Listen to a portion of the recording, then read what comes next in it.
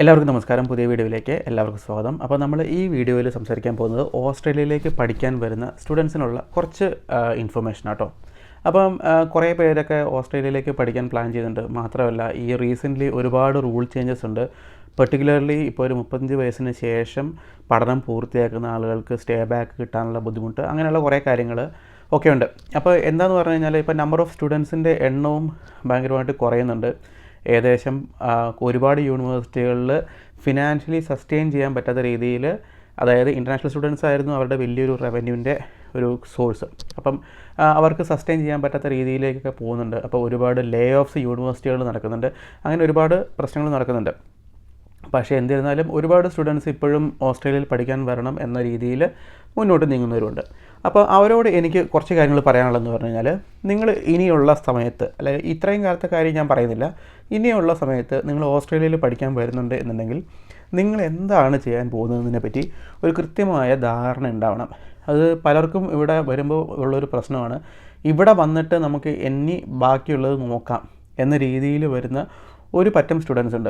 അപ്പോൾ അവരാണ് ഇവിടെ വന്നിട്ട് പിന്നെ കോഴ്സ് കഴിഞ്ഞ് എന്ത് ചെയ്യണം അല്ലെങ്കിൽ PR കിട്ടുമോ അങ്ങനെയുള്ള രീതിയിലേക്ക് പോകുന്നു. പക്ഷേ വെൽ പ്ലാൻഡ് ആയിട്ട് വരുന്ന സ്റ്റുഡൻസിന്, അതായത് പ്രോപ്പർ പ്രോഗ്രാം എടുത്ത് അതിൻ്റെ അക്രഡിറ്റേഷനും അതിൻ്റെ ഫുൾ പാത്വേസും ഒക്കെ നോക്കി എടുത്തു വരുന്ന സ്റ്റുഡൻസിന് ഇപ്പോഴും ഓൾറൈറ്റാണ്. ഇപ്പോഴും ഓസ്ട്രേലിയയിൽ എക്സ്പെൻസീവ് ഡെസ്റ്റിനേഷനാണ്, എങ്കിലും ഓൾറൈറ്റാണ് പഠിക്കാൻ വരാൻ. അപ്പോൾ അതൊരു ഇമ്പോർട്ടൻറ്റ് ഫാക്ടറായിട്ടോ. നിങ്ങൾ ഇവിടെ വന്നിട്ട് ഒരു കോഴ്സ് മാറാനുള്ള പ്ലാൻ ഉണ്ടെങ്കിൽ തന്നെ ഇവിടെ വന്ന് കോഴ്സ് മാറാം. 6 മാസം ഒരു സെമസ്റ്റർ പഠിച്ചു കഴിഞ്ഞാൽ കോഴ്സ് മാറാവുന്ന രീതിയിലാണ് ഇപ്പോഴത്തെ ഒരു റൂളുള്ളത്. അപ്പോൾ ആ റൂൾ അനുസരിച്ചിട്ടാണെങ്കിൽ തന്നെ ഇവിടെ വന്ന് കോഴ്സ് മാറുമ്പം നിങ്ങൾ ഏത് കോഴ്സിലേക്ക്, ഏത് യൂണിവേഴ്സിറ്റിയിലേക്ക്, ആ യൂണിവേഴ്സിറ്റിയിൽ അങ്ങനെ ഒരു ഇൻടേക്ക് ഉണ്ടോ, അതായത് നിങ്ങൾ എത്രമാത്രം പൈസ എക്സ്പെൻസ് വരും, നിങ്ങൾക്ക് ഈ ഒരു ആദ്യത്തെ കോഴ്സ് പഠിച്ചപ്പോൾ ഉള്ള ഒരു 6 മാസത്തെ കോഴ്സിൻ്റെ പൈസ എന്തായാലും നഷ്ടപ്പെടും, അത് നിങ്ങൾക്ക് അഫോർഡ് ചെയ്യാൻ പറ്റുമോ, അങ്ങനെയുള്ള എല്ലാ കാര്യങ്ങളും ഒന്ന് നോക്കിയിട്ട് വരിക കേട്ടോ. അത് കാരണം എന്താണെന്ന് പറഞ്ഞു കഴിഞ്ഞാൽ, ഇവിടെ എത്തിയിട്ട് ഒരുപാട് സ്റ്റുഡൻസ് ഇപ്പം സ്ട്രഗിളുണ്ട്. പാർട്ട് ടൈം ജോലിക്കല്ല, പാർട്ട് ടൈം ജോബ്സൊക്കെ അത്യാവശ്യമുണ്ട്, അതിലൊന്നും വലിയൊരു പാടൊന്നുമില്ല. പക്ഷേ ഇവിടെ ഗുണമില്ലാത്ത കോഴ്സ് എടുത്ത് വന്നിട്ട് സ്റ്റക്കായി പോകുന്ന സിറ്റുവേഷനാണ് കാണുന്നത്. അപ്പം നിങ്ങൾ എന്തായാലും ഇത്രയും പൈസ ഇൻവെസ്റ്റ് ചെയ്യാണ്, 50 ലക്ഷം രൂപ, 60 ലക്ഷം രൂപ, 70 ലക്ഷം രൂപയൊക്കെയാണ് ഇൻവെസ്റ്റ് ചെയ്യുന്നത് ഇവിടെ പഠിക്കാൻ വരാൻ വേണ്ടിയിട്ട്. അപ്പോൾ നിങ്ങൾ കുറച്ചും കൂടെ സമയം എടുത്തിട്ട്, അല്ലെങ്കിൽ അത്യാവശ്യം ഈ ഒരു എഡ്യൂക്കേഷണൽ സെക്ടറിൽ ഒരു അത്യാവശ്യം ഐഡിയ ഉള്ള ഒരു മാര ഏജൻറ്റിനെയോ അല്ലെങ്കിൽ ഒരു ലോയറിനെയോ സമീപിച്ചിട്ട് നിങ്ങൾ എടുക്കുന്ന കോഴ്സിന് ഇവിടെയുള്ള ഓപ്പർച്യൂണിറ്റീസും നിങ്ങൾക്ക് ഉള്ള ഓപ്ഷൻസും ഒക്കെ ഒന്ന് അറിഞ്ഞു വെക്കുന്നത് നല്ലതായിരിക്കും. റൂൾ ചേഞ്ചസ് എന്തായാലും വരാൻ ചാൻസ് ഉണ്ട്. അതായത് ഓരോ വർഷം കഴിയുമ്പോൾ റൂൾ ചേഞ്ചസ് വരും. എങ്കിലും നിങ്ങളൊരു പ്ലാൻ ബി, പ്ലാൻ സി, അതായത് ഇങ്ങനെയൊക്കെ വന്നു കഴിഞ്ഞാൽ എന്ത് ചെയ്യാം എന്നതിനെപ്പറ്റി ഒരു ഐഡിയ ആയിട്ട് വരുവാണെങ്കിൽ കുറേയും കൂടെ നല്ലതായിരിക്കാം.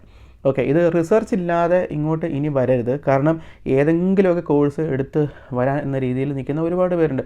കാരണം മെസ്സേജ് അയക്കുമ്പോൾ നമുക്ക് ഇൻസ്റ്റാഗ്രാമിലും അല്ലെങ്കിൽ ഫേസ്ബുക്കിലൊക്കെ ഇഷ്ടംപോലെ മെസ്സേജ് വരാറുണ്ട്. അപ്പോൾ ആ മെസ്സേജിനകത്തൊക്കെ ആളുകളുടെ ഒരു ഡെസ്പറേഷനാണ്, എങ്ങനെയെങ്കിലും പോകണം, ഇവിടെ വന്നിട്ട് ബാക്കി നോക്കാമെന്നുള്ളതാണ്. അപ്പോൾ നിങ്ങൾ മുടക്കുന്ന പൈസ എന്ന് പറഞ്ഞു കഴിഞ്ഞാൽ ചെറിയ സംഖ്യയല്ല, 50 ലാക്സിൻ്റെ മേലെയാണ് മിനിമം ഇവിടെ എക്സ്പെൻസ്. സോ അതുകൊണ്ട് തന്നെ എന്തായാലും ഒരു റിസർച്ച് ചെയ്യാതെ ഇത് പഠിക്കാൻ വേണ്ടി അല്ലെങ്കിൽ ഇങ്ങോട്ടേക്ക് വരാൻ വേണ്ടിയിട്ട് പഠിക്കാൻ എടുക്കുക എന്ന രീതിയിൽ വന്നു കഴിഞ്ഞാൽ മിക്കവാറും ഇപ്പം പണി കിട്ടാനുള്ള ചാൻസ് നല്ലതുപോലെ തന്നെയുണ്ട്.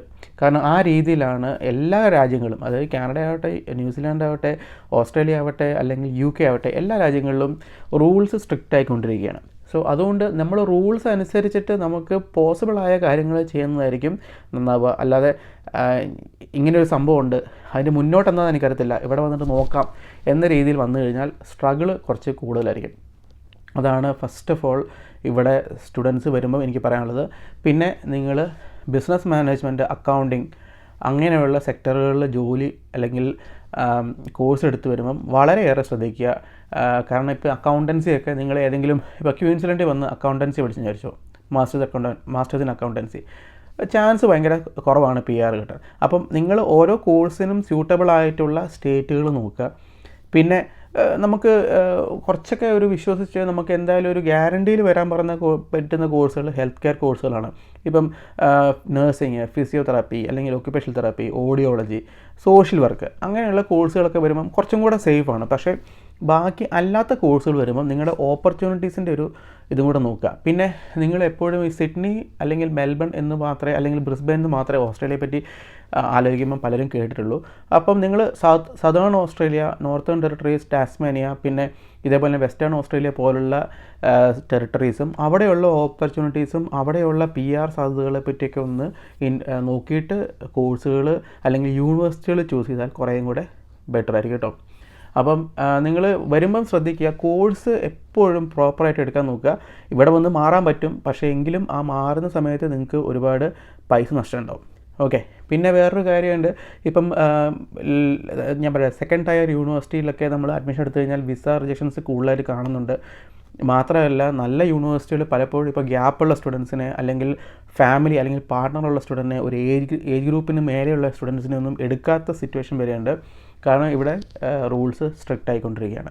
പക്ഷേ വീണ്ടും ഒരു കാര്യം പറയുകയാണ്, ഇവിടെ ഉള്ള സ്റ്റുഡൻസിന് പാർട്ട് ടൈമിന് വലിയ ബുദ്ധിമുട്ട് ഞാൻ കാണുന്നില്ല കേട്ടോ. മിക്ക സ്റ്റുഡൻസിനും പാർട്ട് ടൈം ഉണ്ട്. ഇവിടെ വന്ന് ആദ്യത്തെ ഒരു അഡ്ജസ്റ്റ്മെൻറ്റ് ഇഷ്യൂസ് ഉണ്ടാവുമല്ലോ, അത് കഴിഞ്ഞ് കഴിഞ്ഞാൽ എല്ലാവർക്കും തന്നെ പാർട്ട് ടൈം കിട്ടുന്നുണ്ട്, ജീവിക്കാനും ബുദ്ധിമുട്ടില്ല. പക്ഷേ ഈ കോഴ്സ് കഴിഞ്ഞിട്ടുള്ള കാര്യങ്ങളിൽ പലർക്കും ബുദ്ധിമുട്ടുണ്ട്. ഓക്കെ, ഇപ്പം ചിലർ മാസ്റ്റേഴ്സ് ഇൻ എഞ്ചിനീയറിംഗ് പഠിച്ച എല്ലാവർക്കും PR കിട്ടുന്നുണ്ടോ എന്ന് ചോദിച്ചു കഴിഞ്ഞാൽ ഇല്ല.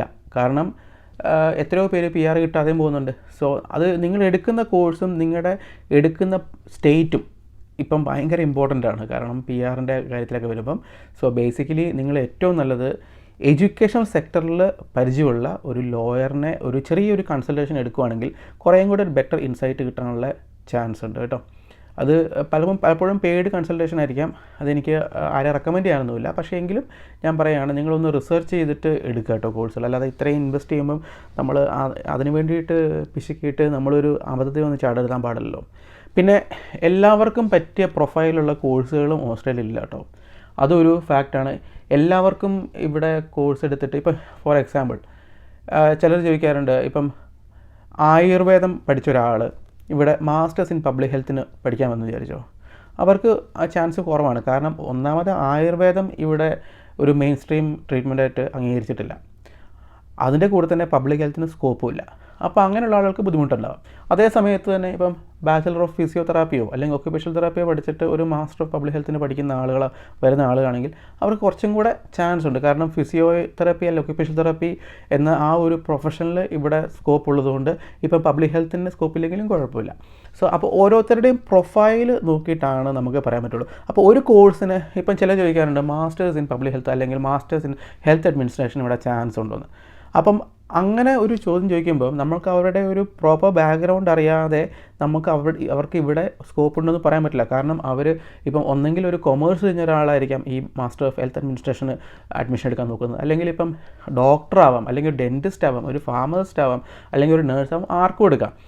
അപ്പോൾ അങ്ങനെ ബാക്ക്ഗ്രൗണ്ട് അറിയാതെ നമ്മൾ ഒരിക്കലും ഒരാൾക്ക് ഇവിടെ വന്ന് സ്കോപ്പ് ഉണ്ടെന്ന് പറയാൻ പറ്റില്ല.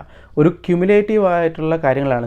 നിങ്ങളുടെ ബാക്ക്ഗ്രൗണ്ട് എഡ്യൂക്കേഷൻ, നിങ്ങളെടുക്കുന്ന കോഴ്സ്, നിങ്ങളെടുക്കുന്ന സ്റ്റേറ്റ്, നിങ്ങളുടെ ഇംഗ്ലീഷ് സ്കില്ല്, നിങ്ങൾ ഏത് യൂണിവേഴ്സിറ്റി പഠിക്കുന്നു, അങ്ങനെയുള്ള ഒരുപാട് ഫാക്ടേഴ്സ് അനുസരിച്ചിട്ടാണ് നിങ്ങൾക്ക് ഇവിടെ സ്കോപ്പ് ഡിറ്റർമൈൻ ചെയ്യുന്നത് കേട്ടോ. അപ്പോൾ അങ്ങനെ ഒരു കാര്യമുണ്ട്. പിന്നെ നിങ്ങൾക്കറിയായിരിക്കാം, ഏറ്റവും ഒരു ദൗർഭാഗ്യകരമായ ഒരു കാര്യം എന്ന് പറഞ്ഞാൽ 35 ഇയേഴ്സ് കഴിഞ്ഞവർക്ക് പോസ്റ്റ് സ്റ്റഡി വർക്ക് പെർമിറ്റ് കിട്ടില്ല എന്നുള്ളൊരു റൂളൊന്നും നിങ്ങൾക്ക് അറിയാമായിരിക്കുമല്ലോ.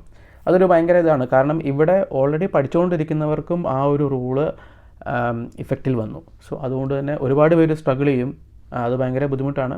അവർ ഈ കോഴ്സിൻ്റെ ഇടയ്ക്ക് തന്നെ എന്തെങ്കിലും PR അല്ലെങ്കിൽ വേറെ എന്തെങ്കിലും വർക്ക് വിസയിലേക്ക് മാറാനുള്ള രീതിയിൽ എന്തെങ്കിലുമൊക്കെ ചെയ്യേണ്ടി വരും.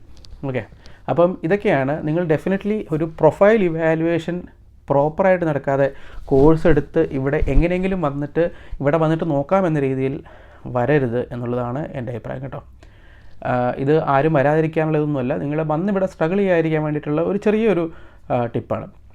അപ്പോൾ ഈ വീഡിയോ ഇഷ്ടപ്പെടുമെന്ന് വിചാരിക്കുന്നു. ഇതുപോലുള്ള വീഡിയോസായിട്ട് നിങ്ങൾ വീണ്ടും വരിക, ഞാൻ വീണ്ടും വരുന്നതായിരിക്കും. പിന്നെ നമ്മുടെ ഇൻസ്റ്റാഗ്രാം പേജിൻ്റെ ID ഇവിടെ ഈ സ്ക്രീനിലുണ്ടാവും, നിങ്ങൾക്ക് വേണമെങ്കിൽ ഫോളോ ചെയ്യാം.